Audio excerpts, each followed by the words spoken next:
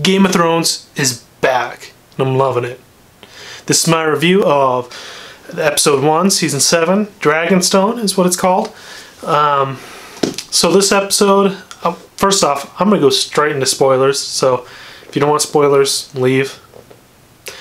Can't really talk about it without spoilers, I can't contain myself. So, this episode starts with a cold open. For me, it got kind of ruined because the internet, but I didn't believe it and actually see it. It was awesome.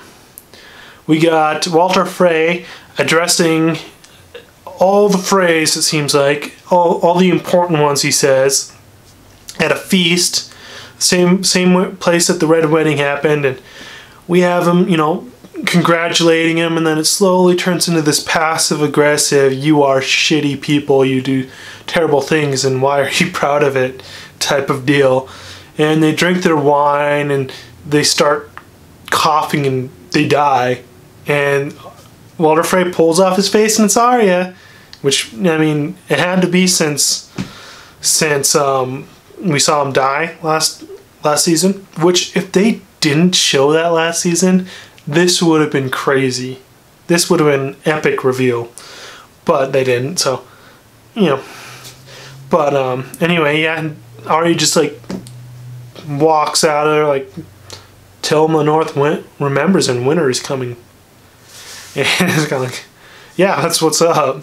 And it's nice to see Arya knowing what she's doing, while last season she felt like she wasn't a professional. It's hard to say that someone's not a professional when they just killed like 50 people at once. And then right after the credit sequence, the intro sequence, whatever you want to call it, we get a shot of the Night's King, the Whites, and White Walkers. And among the White Walkers, undead giants. It finally happened. Maybe they'll still give us ice dragons. You never know. But yeah, so we have that epic shot just to remind us that they're there, that thread is there, and it's getting closer. And then I forget whether we go to the north or south first, but let's cover the stuff in the north first. We have Jon telling everyone we need dragon glass. We got to make spears. Everyone's going to learn how to fight. Girls, boys, old people, everyone. And so there's some ejections, and Lyanna Mormont just bitch slaps Glover and is like, no, I don't need your permission or anyone else's permission to fight. And yeah, I hope we have more Lyanna Mormont just for the rest of it. They should just give her a show at some point where she just crushes people. And then we have Sansa being dumb. You know, she doesn't want House Mormont, not Mormont, Karstark and the other one to be forgiven for betraying the Starks and supporting the Boltons. And I mean, there's an argument there, but Jon is like, no, we're not punishing children for what their parents did. And you see the remainder of their houses, and it's a little boy and a little girl. Like, yeah, like, doesn't make sense to just take it away. We saw that, you know, if you have read the books, know the histories, like, that's something that the great rulers in Westeros did.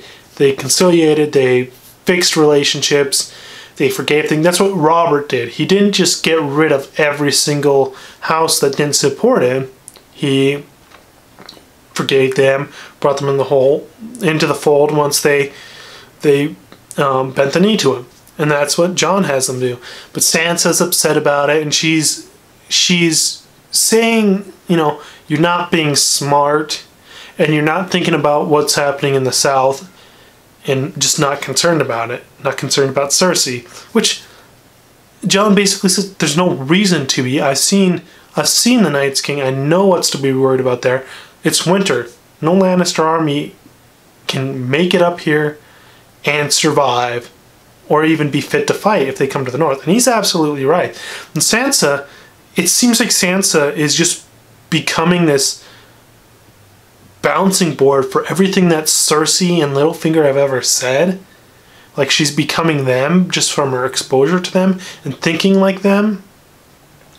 When she doesn't have that frame of reference from outside, seeing that those characters are very wrong and have made gigantic mistakes in what they've done. They're both... Cersei, she might be on the Iron Throne, but she has no allies. Like Jaime explains later, we have literally no allies until the Greyjoys come, and that's a pretty terrible ally. And then Littlefinger is in the north with no power. He's not going to be able to go to the south. Jon's not going to put up with him. His only play now is to manipulate Sansa. So all that he's done, he's at a dead end. And Sansa doesn't see this, that these people that she thinks have been playing the game well have been playing it recklessly and short-sightedly to a place where it won't end well for them. That there's no good option. You know, Cersei can't make it out. Littlefinger has no chance of making it out of there alive. He's betrayed almost everyone. And then we get the Hound. The Hound in the Brotherhood Without Banners. That is a great sequence. You know, the story going on in there. Basically, he's coming to terms with what kind of terrible person he was. They go to the farm that he stole. I think he stole their gold from, and one of the seasons way back, he finds out, yeah, they died, they starved to death. Like I think Arya said they would. And he's now realizes how terrible of a thing that was. And then he sees a vision in the fire of the Wall and East Watch and some sort of mountain, and actually sees the undead. So it seems like he's a believer now in what's happening. Maybe not the gods, but what is actually happening. So he's kind of on the same page as Davos. And we get a nod to the Gravedigger, which is who he is in the books after not dying. And we also get, we get the scene with Arya again. We get more Arya, and she's traveling south. She's going to try to kill Cersei, and she meets up with this troop of Lannister soldiers, and they have casted Ed Sheeran or something. He's from a band, I forget who, but he's singing, and they're friendly to her, and she's sitting there eating with them and everything, and it's kind of driving home the point to her that, you know, these Lannister soldiers are still good people too, and they're not necessarily evil people, and kind of driving home the plight of the small folk and the soldiers in these wars. And we don't really get a resolution to what's happening there. So we'll see next episode. I don't think it's going to end well. I can't see, I don't know, how that ends well for those soldiers. And we get Daenerys landing on Dragonstone. And that's pretty cool. It's just a completely silent scene. So it's really cool, but it's the end of the episode, and it kind of just ends with, shall we get started? And you're like, whoa, she's actually here. She's actually going to make war on Westeros now. So presumably next episode there'll be maybe some fighting, or maybe immediate meetup. So it'll be cool to see what happens next episode with Daenerys. The only thing else I can think of to mention is we got to see more Euron at King's Landing and talking to Cersei and Jaime, and he's really digging into Jaime. Like, yeah, I know you guys, do the stuff, and but I want her to be my wife because I want to be powerful. He's full of bullshit, and he's really laying it on, and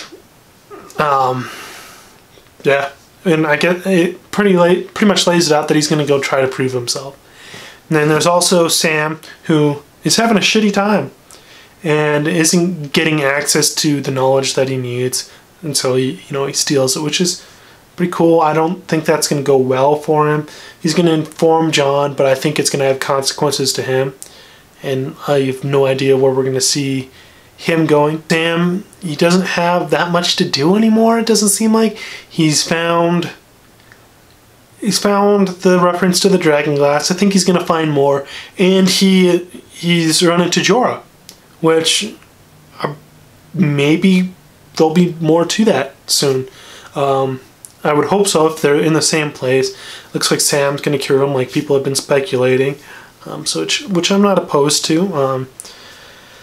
Maybe we'll see Jorah cured by the end of the season, maybe not. We'll probably see Sam's family come into play a little bit. That might be interesting, but I think we're going to start seeing less and less of Sam in this season, and then we probably won't get any just Sam stuff the last season, just because I can't think of what he'll be doing. And I don't know, I don't think he's going to become a full maester, but yeah. So yeah, tell me what you think. Like and subscribe so you can see my next review, and I'll see you then.